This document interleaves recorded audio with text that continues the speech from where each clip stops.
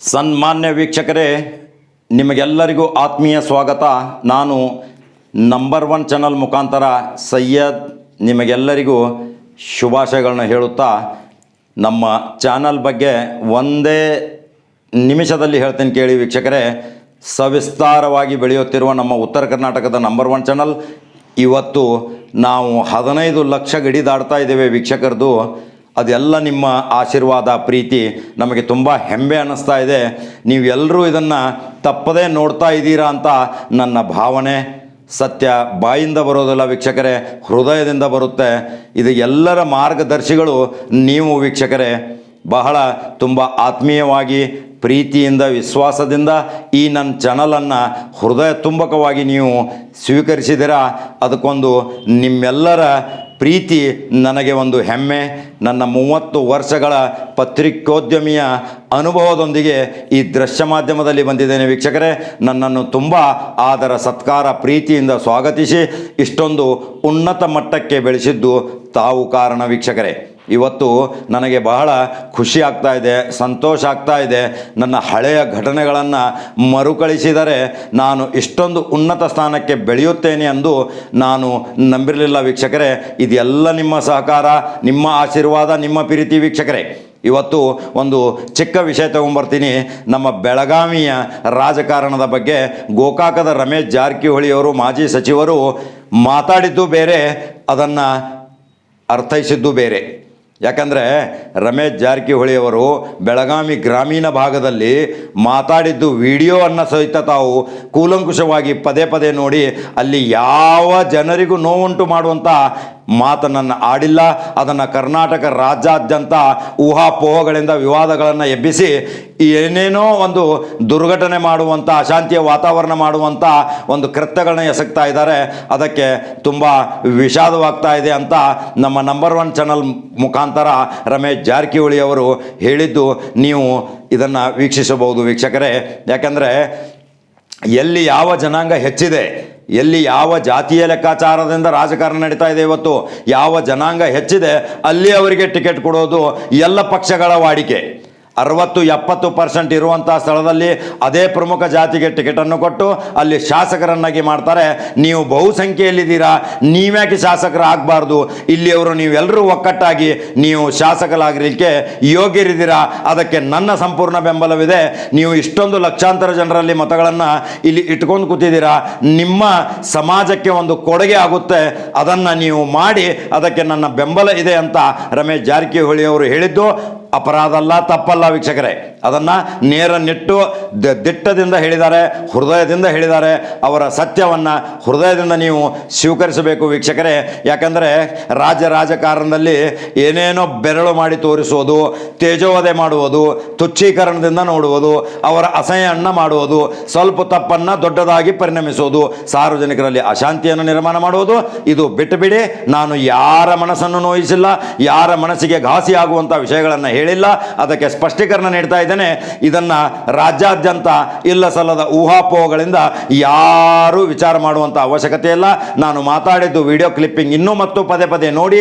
ಆ ವಿಡಿಯೋದಲ್ಲಿ ಏನಿದೆ, ನಾನು ಆ ಜನಾಂಗಕ್ಕೆ ನೀವು ಶಾಸಕರಾಗಿ ಇದರಲ್ಲಿ ಯಾವುದೇ ರಾಜ್ಯ ಆಗಲಿ, ನೆರೆ ರಾಜ್ಯ ಆಗಲಿ, ಇನ್ನಿತರ ಯಾವುದೇ ಭಾಷಾ ಸಮಸ್ಯೆಗೆ ಆಗಲಿ ನಾನು ಯಾವುದೇ ಘಾಸಿ ಮಾಡಿಲ್ಲ, ಯಾವುದೇ ನೋವುಂಟು ಮಾಡಿಲ್ಲ. ನಾನು ಕಳೆದ 30 ವರ್ಷಗಳಿಂದ ರಾಜಕೀಯದಲ್ಲಿದ್ದೀನಿ. ಯಾರ ಮನನೋಸಿಲ್ಲ, ಯಾವ ಜಾತಿ ಧರ್ಮದ ಆಧಾರದ ಮೇಲೆ ನಾನು ರಾಜಕಾರಣ ಮಾಡಿಲ್ಲ. ಇಲ್ಲಿಯವರೆಗೆ ಅನೇಕ ಅಭಿವೃದ್ಧಿ ಕೆಲಸಗಳನ್ನ ಮಾಡಿದ್ದೀನಿ. ಇಷ್ಟೊಂದು ಅಭಿವೃದ್ಧಿ ಮಾಡಿದ ತಕ್ಷಣವೇ ನನಗೆ ಪ್ರತಿ ಸಾರಿ ನನ್ನನ್ನು ಆರಿಸಿ ತರುವುದು ಆ ಮತದಾರರು, ನನ್ನ ಮೇಲೆ ನಂಬಿಕೆ ಇಟ್ಟಂಥವರು ಯಾಕೆ ಆರಿಸಿ ತರ್ತಾರೆ. ಇಲ್ದಿದ್ರೆ ನನ್ನನ್ನು ಯಾವಾಗಲೂ ಸೋಲಿಸಿ ಬಿಡ್ತಿದ್ರಲ್ಲ.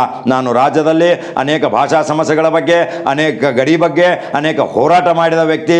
ಹೋರಾಟ ಮನೋಭಾವನೆಯಿಂದ, ಸೇವಾದಳ ಮುಖಾಂತರದಿಂದ ನಾನು ರಾಜಕೀಯಕ್ಕೆ ಬಂದವನು, ಶಿಸ್ತಿನ ಸಿಪಾಯಿಯಾಗಿ ನಾನು ಕೆಲಸ ಮಾಡಿದವನು ಅಂತ ನಮ್ಮ ನಂಬರ್ ಒನ್ ಚಾನಲ್ಗೆ ಹೇಳಿದ್ದಾರೆ ವೀಕ್ಷಕರೇ.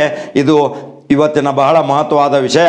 ಯಾಕಂದರೆ ಇದನ್ನು ಏನೋ ಒಂದು ವಿವಾದ ಮತ್ತು ರಾದ್ದಾಂತ ಮಾಡುವುದು ಅವಶ್ಯಕತೆ ಇಲ್ಲ. ಜ್ವಲಂತ ಸಮಸ್ಯೆಗಳ ಬಗ್ಗೆ ಗಮನ ಹರಿಸೋಣ. ಉತ್ತರ ಕರ್ನಾಟಕಕ್ಕೆ ಆಗುತ್ತಿರುವ ಅನ್ಯಾಯದ ಬಗ್ಗೆ ನಾವು ಸುದ್ದಿಯನ್ನು ಬಿತ್ತರಿಸೋಣ. ಎಲ್ಲ ಮಾಧ್ಯಮದವರು ಸಹಿತ ಉತ್ತರ ಕರ್ನಾಟಕಕ್ಕೆ, ನಮ್ಮ ಸುವರ್ಣಸೌಧಕ್ಕೆ ಇನ್ನೂವರೆಗೆ ಕಚೇರಿಗಳು ಬರ್ತಾ ಇಲ್ಲ. ನಾವು ಪದೇ 24x7 ಅಭಿಯಾನ ಪ್ರಾರಂಭ ಮಾಡೋಣ. ಎಲ್ಲರೂ ಒತ್ತಡ ತರೋಣ. ನಮ್ಮ 114 ಶಾಸಕರನ್ನು ಎಬ್ಬಿಸಿ, ಅವರನ್ನು ನಿದ್ದೆಯಿಂದ ಇರುತ್ತಿರುವ ಶಾಸಕರನ್ನು ಬಡಿದೆಬ್ಬಿಸಿ, ಅವರನ್ನು ಹುರಿದುಂಬಿಸಿ ವಿಧಾನಸೌಧದಲ್ಲಿ ಅಧಿವೇಶನ ಸಮಯದಲ್ಲಿ ಬಹಿಷ್ಕಾರ ಹಾಕುವಂಥ ಪರಿಣಾಮಕಾರಿ ಕ್ರಮಗಳನ್ನ ತೆಗೆದುಕೊಂಡರೆ ಮಾತ್ರ ಉತ್ತರ ಕರ್ನಾಟಕಕ್ಕೆ, ನಮ್ಮ ಸುವರ್ಣಸೌಧಕ್ಕೆ ಕಚೇರಿಗಳು ಬರ್ಬೋದು.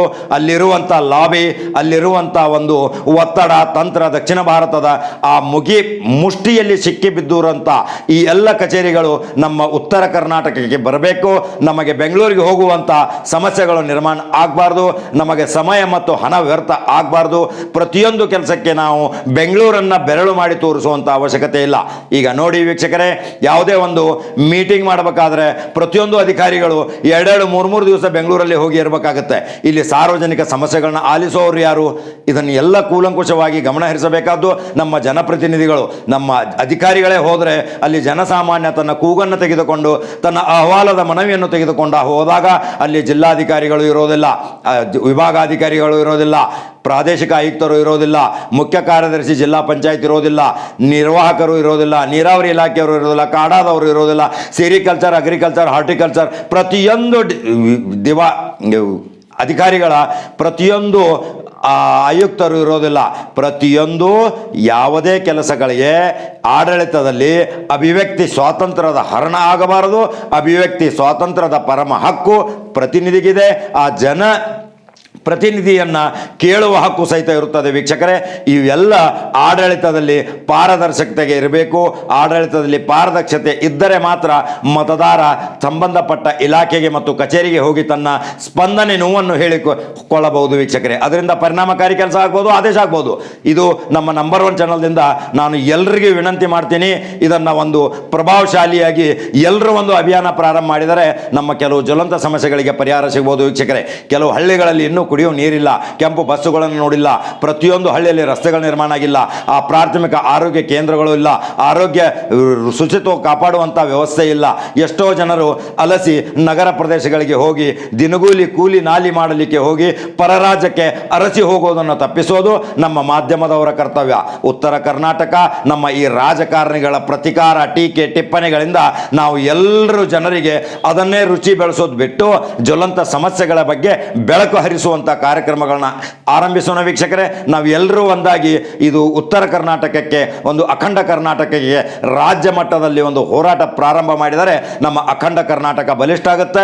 ಉತ್ತರ ಕರ್ನಾಟಕಕ್ಕೆ ಬರುವಂಥ ಪ್ರತಿಯೊಂದು ಕಚೇರಿಗಳು ಸುವರ್ಣಸೌಧಕ್ಕೆ ಬರಬೇಕು. ಸುವರ್ಣಸೌಧ ಜನನಿಬಿಡ ಪ್ರದೇಶ ಆಗಬೇಕು, ಜನರಿಂದ ತುಂಬಬೇಕು, ಅಧಿಕಾರಿಗಳು ಅಲ್ಲಿ ಇರಬೇಕು. ಯಾವುದೇ ರೀತಿಯ ಕೆಲಸಗಳಿಗೆ ರಾಜಧಾನಿ ಹೋಗುವಂಥ ಅವಕಾಶನ ತಪ್ಪಿಸಬೇಕು ವೀಕ್ಷಕರೇ.